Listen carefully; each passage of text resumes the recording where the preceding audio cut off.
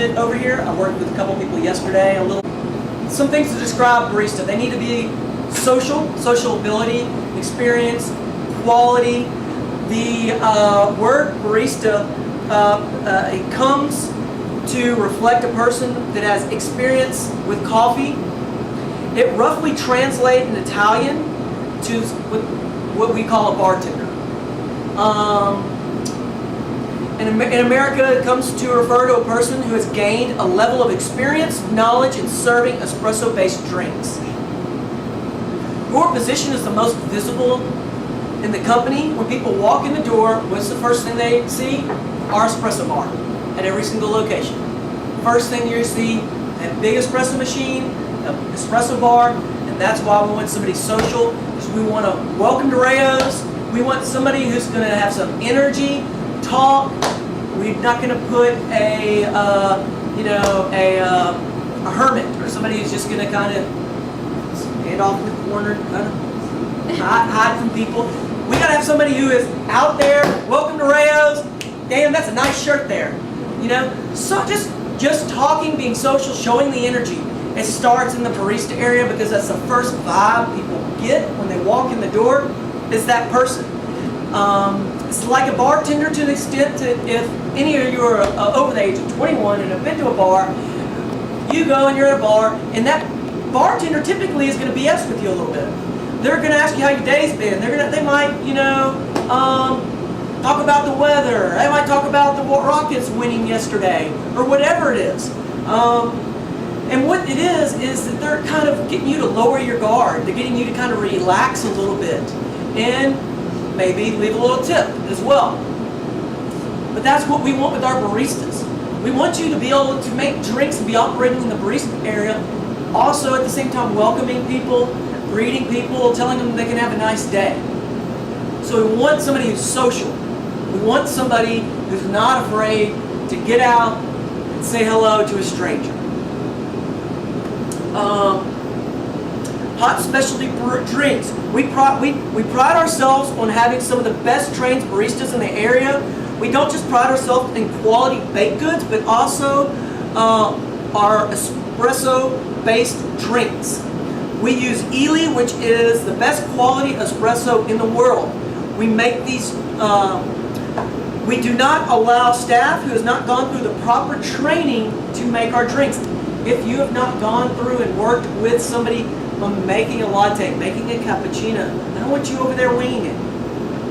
Because we want everybody to make, I want somebody to go to Dallin, to be able to go to Calder, and to be able to go to Mid-County and then Houston. In every single location, those people that made the drink follow the same techniques. And ultimately came and had, the person got the same quality drink from location to location to location.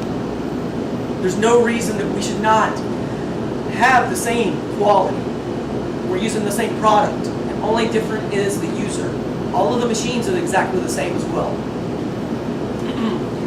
As far as the process goes, the main process is you got to get the ticket first. You can't make the drink, you can't prepare the drink, and you don't know what you're doing until you get your ticket.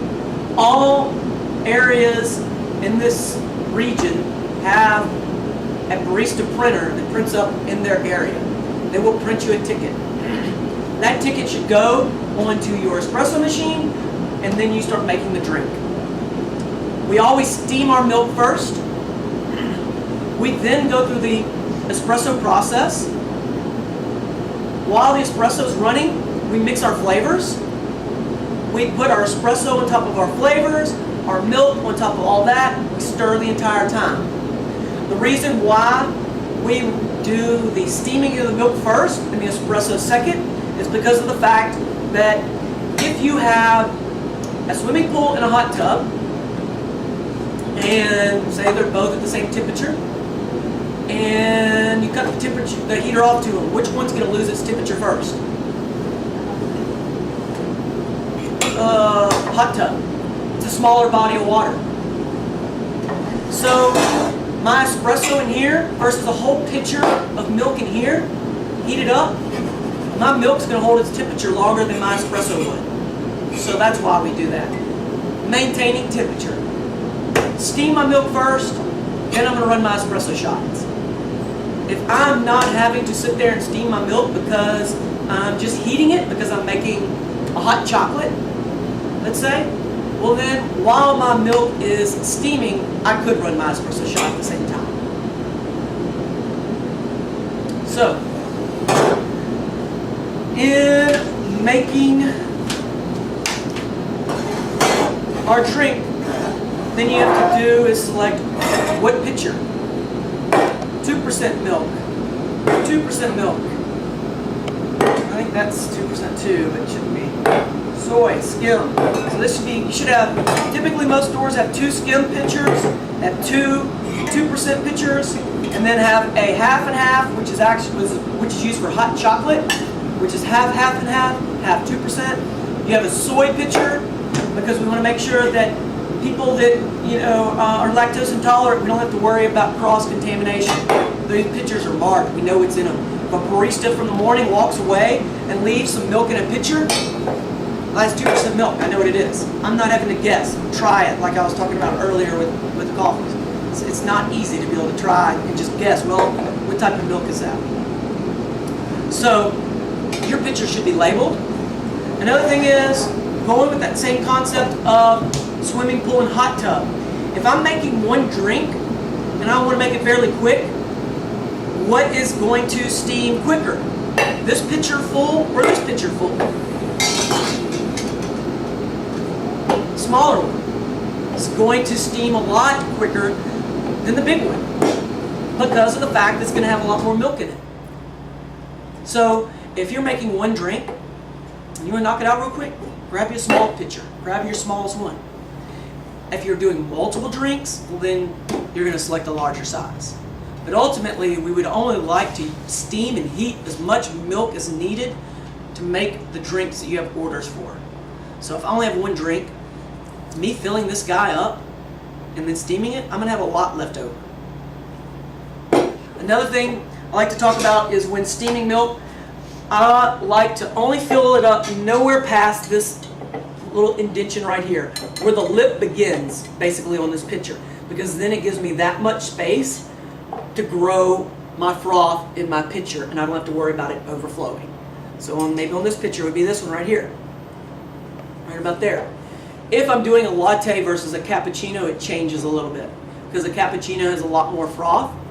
I would go just a little bit below it to give me more room to grow my froth, because I'm going to be building up a lot more versus a latte. Does that make sense to everybody? These guys right here are just for running your espresso shots into. If it's in-house, you should run the espresso directly into the espresso cup.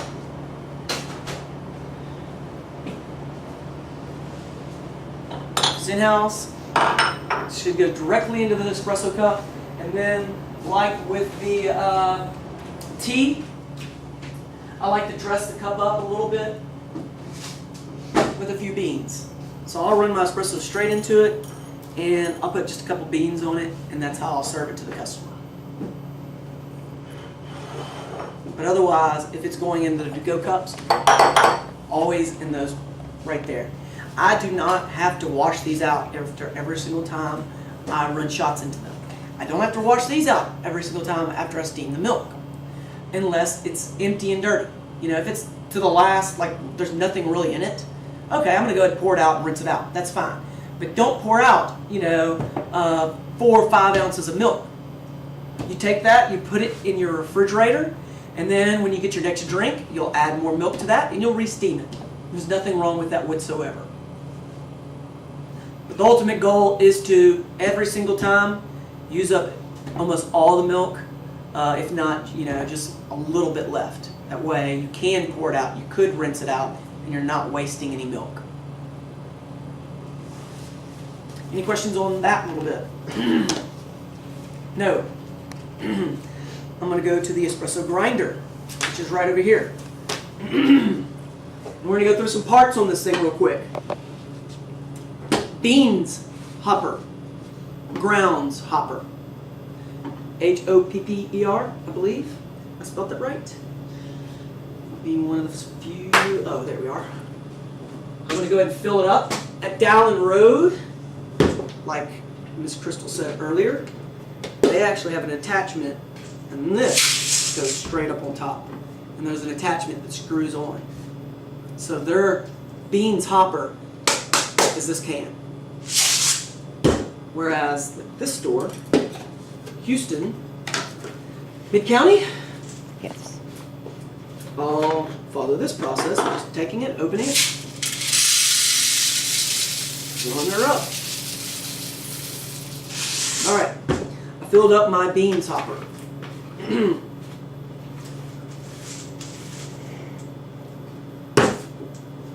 I can shut it off and lift it up if I need to, for whatever reason.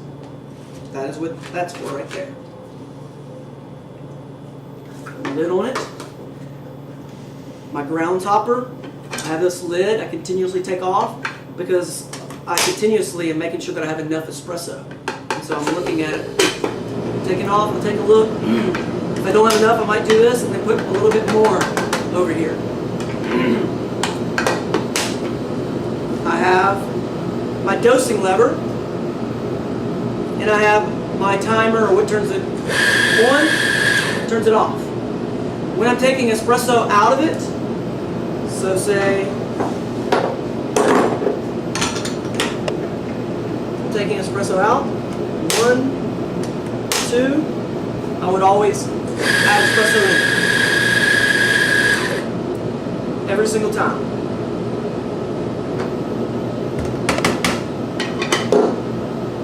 Let's see if I can make this a little bit better for me. This right here, the dosing lever, I like to say, has got what you would call a memory track, to where if you don't pull it all the way, it's not going to the next time get you all the espresso. This machine, I calibrate to put out a specific amount of espresso with every single pull of the dosing lever. So that's a full pull. But if I pull it halfway, and then look, now nothing's coming out. So that person comes behind me and they're like, they only got like a half a pull of that dosing lever. So, just to be aware, it needs to be a full pull of the dosing lever. Another thing to go along with that is, every single time we're pulling 2 pulls, because we do double espressos. Every single time, we don't do singles. It's always a double, so it's always going to be 2 pulls in my portafilter. And I always turn it on, 1 pull, little shake, 2nd pull, little shake. Then I turn it off manually. And the reason why I was shaking it was the same reason I mentioned to y'all earlier with the drip coffee. I need this to be level. Something else I can do to kind of level it is just take my little tamp and just kind of just move it over a little bit to level it out a little bit before I tamp it. And then whenever I tamp it, I put my palm on the bottom, my fingers on the side, and I give it a good press. With that, you can test your tamp by doing what I call like the dip cone. And you take it, and if you can do this, and it doesn't come out, then you're good. But if I was to take it, 2 pulls, and let's say, really light tamp. Boom, gone, falls out. There's a telltale sign I wasn't tamping it hard enough. So that's just something easily you can check. Your shots are running off, you're doing something's wrong. Don't go immediately to assuming that something with the machine. Well, how are you operating? Are you operating properly? You need to make sure that's being done first. Right tamp before you start, raising all whistles and telling everybody the machine's broke. Other things with this, every single night you will empty out the grounds hopper and you'll save those grinds because we'll brew it in the store typically on Sundays, or if you're closed on Sundays, on Saturdays, but we save the grinds from this every single night. This store's got a little can right over here, and it's full of Elea Espresso. If for some reason your grinder goes down, guess what? You just happen to have a whole can of ground espresso ready to go. So just be aware of that. Every night, empty it all out, as well as we should get a brush and brush it out, so that if there's any oil, we try and get as much of the grinds and sediment and oil out of there as possible. You could also use a dry cloth. Definitely nothing wet or damp. A dry cloth would work very well. Another bit on here is the adjustment collar, which is this part on the top of it. That is for adjusting the grind. In adjusting the grind, it is something that if you have not done it before with someone, you shouldn't try it, because it can be very finicky. So in adjusting the grind though, I am going to teach y'all a few things. So on this adjustment collar, it's got an arrow that points to the right that says fine, and an arrow that points to the left that says coarse. And I like to use the example of a bucket of rocks versus a bucket of sand. If you poke holes in the bottom of the bucket and then you pour water on top, what will the water go through quicker? The sand or the rocks? It's going to go through the rocks quicker. You think of rocks as coarse, sand is fine. So, we are ultimately shooting for a run time when our espresso runs of 25 to 30 seconds. If I'm running a 20-second shot, an 18-second shot, a 20-second shot, okay, there's something wrong. Look, I'm tamping it right. Okay, am I getting enough espresso? Well, let me make sure. 2 pulls. Let me get my scale. And let me see how much espresso I pull. It should be 14 to 15 for a double. So it should be just about 7 grams per pull of the dosing lever. We're at 15. That's great. So I know I'm pulling the right amount of espresso. I did the dip cone to where I know that I am tamping it hard enough. Okay, but at this point I'm still running 20-second shots. How would I adjust my grind to make it run 25 to 30? Am I going to make it more fine or coarse? More fine. And when I make that adjustment, it's going to be an extremely small adjustment on this collar. What I like to say is, can y'all see all these little ridges? Little rivets in this. From one to the next, I would say represents 1 to 2 seconds, at least. Maybe more. So, if I'm running a 20-second shot, and I need to get to 25, I'm going to move this over 1, 2, 3, maybe a total of like that much. Make it fine. I'm going to move this collar. Like I said, just about that much. That should probably get you about a 5-second, 4-second change. So, I've run across people getting this and turning it like that much, and then they spend the next 2 hours trying to get it back to where it needs to be. Like I said, very, very, very small changes. So I change my grind. I make it more finer so that my run times run longer. Well, what do I do with all this espresso? I need to empty it all out, save it, and then regrind my